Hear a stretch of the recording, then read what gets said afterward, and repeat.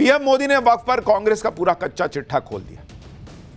वक्फ bill पर मोदी सरकार का साथ देने के लिए संघ भी अब मैदान में आ गया है। खबर है कि संघ से जुड़े लोग मुस्लिम समुदाय के पास जाएंगे, उन्हें इस बिल का फायदा बताएंगे। आरएसएस के मुस्लिम राष्ट्रीय मंच ने देशव्यापी प्रेस कॉन्फ्रेंस और सेमिनार आयोजित करने की योजना बनाई है। यानी जहां एक तरफ मुस्लिम संगठन अपने नेटवर्क का इस्तेमाल कर वक्फ के विरोध की बड़ी बड़ी योजना बना रहे हैं, वहीं दूसरी तरफ अब संघ का बड़ा नेटवर्क इस विरोध के नेटवर्क को तोड़ेगा और मुस्लिम समुदाय से बात करके वक्फ कानून के विरोध में जो भ्रम फैलाया जा रहा है उसे दूर करेगा। वक्फ संशोधन कानून को सफल बनाने के लिए मोदी सरकार ने पूरी ताकत झोंक दी। ग्राउंड पर आरएसएस तो उतर ही रहा है, दूसरी तरफ मोदी सरकार सुप्रीम कोर्ट में भी कानूनी लड़ाई लड़ने के लिए तैयार हो गई। खबर है कि मोदी सरकार की तरफ से भी सुप्रीम कोर्ट में वक्फ कानून को लेकर एक कैविएट अर्जी दाखिल की गई। कैविएट अर्जी का मतलब होता है कि कोई पक्ष कोर्ट में यह अर्जी देता है कि भाई अगर आपके पास इस पर मामला आया है तो मुझे बिना सुने, मेरा पक्ष बिना सुने फैसला मत दीजिएगा। जिस तरह से वक्फ कानून के विरोध में सुप्रीम कोर्ट में याचिकाओं की लंबी लाइन लग गई है, उस पर एक्टिव होते हुए मोदी सरकार सुप्रीम कोर्ट चली गई है और सरकार की तरफ से कैविएट दाखिल करके कह दिया गया है कि भाई वक्फ कानून को लेकर आप कोई जल्दबाजी न कीजिएगा। ये लोग आपके पास आए हैं सुप्रीम कोर्ट, लेकिन आप कुछ भी फैसला लेने से पहले एक बार हमको पहले सुन लीजिएगा। सरकार उनका जवाब देना चाहती है। इस अर्जी के जरिए भी सुप्रीम कोर्ट को सरकार का पक्ष और क्लियर हो जाएगा, उसे वक्फ कानून के खिलाफ अर्जियों पर फैसला लेने में मदद मिलेगी।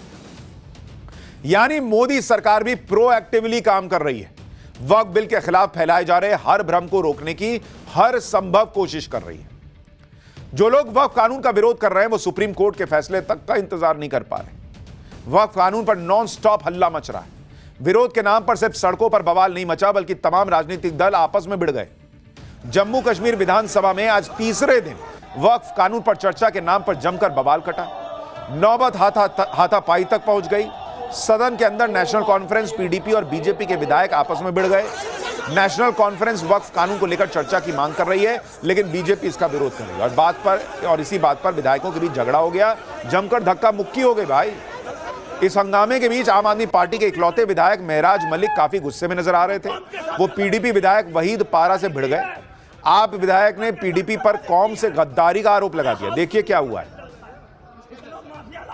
मुफ्ती साहब उसने कौम के साथ गद्दारी की है, तुमने भाजपा के साथ गद्दारी की है। अरे हाउस नहीं है, माफिया लाए इन्होंने, गुंडे। बाहर देखो कितने लोग हैं, कौन है वो, इनको लगता मैं अरेस्ट करेगा। अरे एक को भी नहीं छोड़ूंगा, एक को भी नहीं छोड़ूंगा। वक्फ बिल के विरोध में मणिपुर में जिस तरह का विरोध हो रहा है उसकी तस्वीरें भी आपको हैरान कर देंगी। मणिपुर में यह हो रहा है। मणिपुर की सड़कों पर मुस्लिम संगठन किस तरह से विरोध प्रदर्शन कर रहे हैं उसकी तस्वीरें देखिए। 100-200 लोग नहीं है भाई, सैकड़ों हजारों की भीड़ मणिपुर में सड़क पर आ गई। ऐसा लग रहा है जैसे ये वक्फ के खिलाफ प्रदर्शन नहीं बल्कि शक्ति प्रदर्शन हो रहा है। इतना ही नहीं, इस प्रदर्शन में जितने मुस्लिम पुरुष थे उससे कहीं ज्यादा मुस्लिम महिलाएं सड़क पर आ गई। एक बार तो ये तस्वीरें देखकर किसी को भी शाहीन बाग के प्रदर्शन की याद आ जाएगी।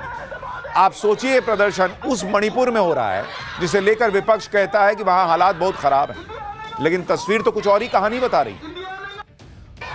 और इसलिए ये सब कुछ जो हो रहा है वो बड़े सवाल खड़े करता है कि क्या ये प्रदर्शन बॉर्डर स्टेट्स में जानबूझ के तो नहीं कराया जा रहा। खैर, पाठशाला की अब एक्सक्लूसिव इन्वेस्टिगेशन का वक्त हो गया है। वो रिपोर्ट जो देश के हर मुसलमान को देखनी चाहिए। मोदी मुसलमान और वक्फ की जमीन हड़पने वाले माफिया पर वो खुलासा जो हैरान कर देगा। वो नेता कौन जिन पर खुद मुसलमानों ने लगाया था वक्फ की जमीन हथियाने वालों का साथ देने का आरोप।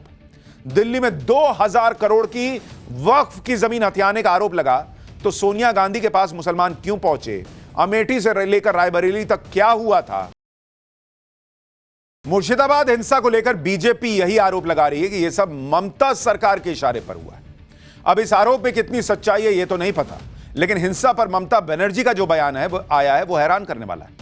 हिंसा को लेकर ममता बनर्जी ये सही से, हालांकि कई लोगों को यही उम्मीद थी कि वो हिंसा करने वालों को सख्त चेतावनी तो कम से कम देंगी, उन पर कड़े एक्शन का भरोसा देंगी, लेकिन यहां तो ममता बनर्जी नरमी बरतती दिख रही जैसे हिंसा करने वाले ही पीड़ित हो।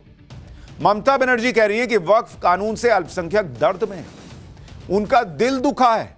इतना ही नहीं, ममता बनर्जी उन्हें भरोसा दे रही हैं कि वो अल्पसंख्यकों और उनकी प्रॉपर्टी की रक्षा करेंगी, बंगाल में ऐसा कुछ होने नहीं देंगी।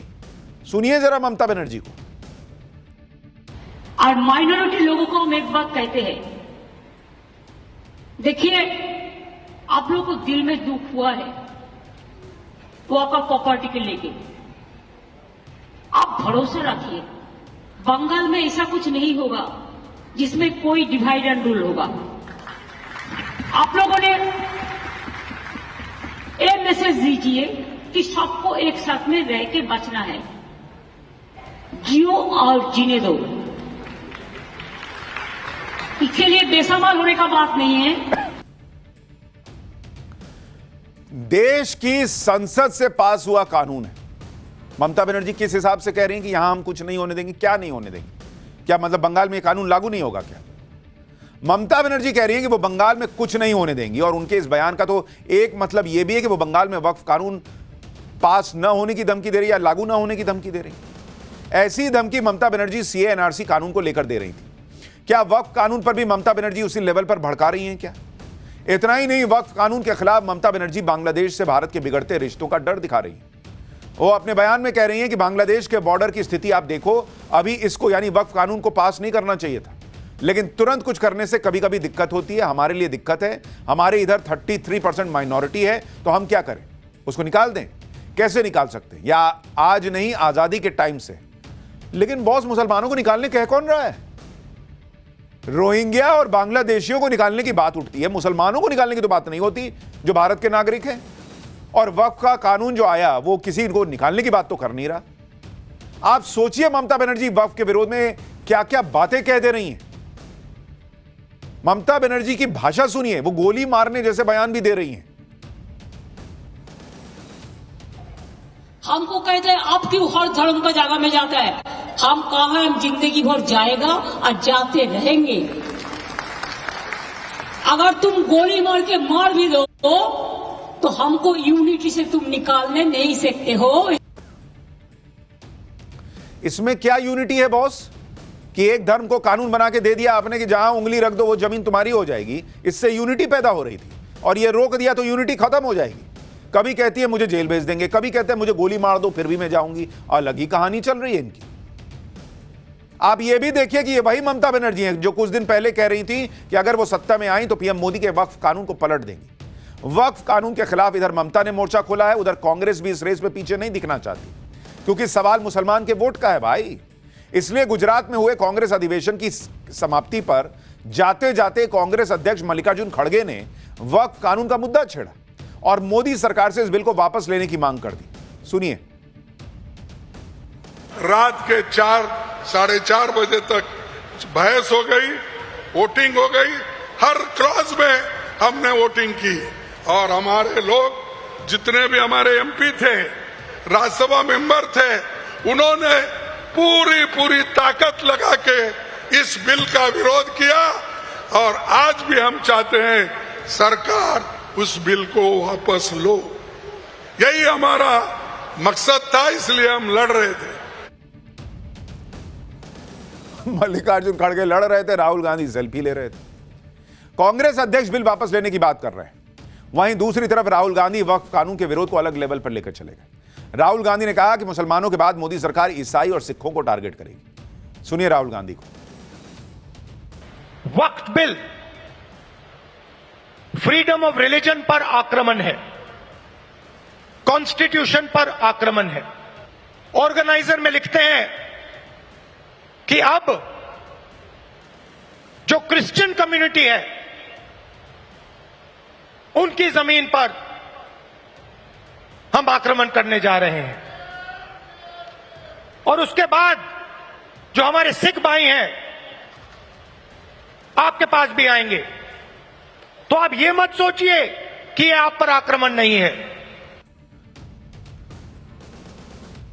आरएसएस की जिस मैगजीन का जिक्र राहुल गांधी कर रहे हैं कि ऑर्गेनाइजर में लिख दिया कि इसके बाद हम ईसाइयों की जमीन लेने वाले हैं, फिर सिखों की जमीन लेंगे, कहीं ऐसा नहीं लिखा हुआ बॉस। लेकिन ये मार्केट में जो फर्जी फैक्ट चेकर घूमते हैं, वो राहुल गांधी कुछ भी बोले उसका फैक्ट चेक ही नहीं करते, और राहुल गांधी को कोई फर्क नहीं पड़ता, उनको बस बोल देना है। वक्फ कानून पर राहुल गांधी ठीक वही भाषा बोल रहे हैं जो विदेश जाकर बोलते हैं कि भारत में तो अल्पसंख्यकों पर अत्याचार हो रहा है, सिखों को तो गुरुद्वारे जाने और पगड़ी पहनने की इजाजत नहीं। वो इसी तरह से भड़काते रहते हैं। कहीं इस बात का कोई जिक्र नहीं है कि भाई सिखों और ईसाइयों और हिंदुओं की जमीन, पहले भाई उनको वो अधिकार तो दे दो जो आपने दिया था मुसलमानों को, दे दो कि तुम भी जहां मन वहां उंगली रख लो, फिर उसके बाद 70 साल हिसाब चलने दो, फिर देखा जाएगा आगे क्या करना है। पहले ये तो कोई पूछे उनसे कि ऐसा किया है क्या, आपने दिया है क्या सिखों को यह अधिकार, ईसाइयों को यह अधिकार कि तुम उंगली रख दो, ले जाओ, जमीन तुम्हारी हो गई। वक्फ कानून पर राहुल गांधी खुलकर बोल रहे हैं, लेकिन जब संसद में मौका था तब नहीं बोले। उनकी बहन प्रियंका वाड्रा ने तो वोटिंग तक में हिस्सा नहीं लिया था। लेकिन राहुल गांधी और विपक्ष के इस नैरेटिव को पीएम मोदी के उस बयान ने कमजोर कर दिया, जिसमें एक इंटरव्यू में पीएम मोदी ने कहा कि पुराने वक्फ कानून को कांग्रेस ने वोट बैंक की राजनीति का हथियार बनाया हुआ था। 2013 में वक्फ कानून में किया गया संशोधन मुस्लिम कट्टरपंथियों और भूमाफियाओं को खुश करने का प्रयास था। कट्टरपंथियों और भूमाफियाओं के हौसले बुलंद हो गए। केरल में ईसाई समाज के ग्रामीणों पर वक्फ के दावे, हरियाणा में गुरुद्वारों की जमीन विवादों में, कर्नाटक में किसानों की जमीन पर दावा, सब अब कानूनी उलझनों में फंसी पड़ी है। अब मंदिर हो, चर्च हो, गुरुद्वारे हो, खेत हो, सरकारी जमीन हो, किसी को भी भरोसा नहीं रह गया था कि उनकी जमीन उनकी ही रहेगी।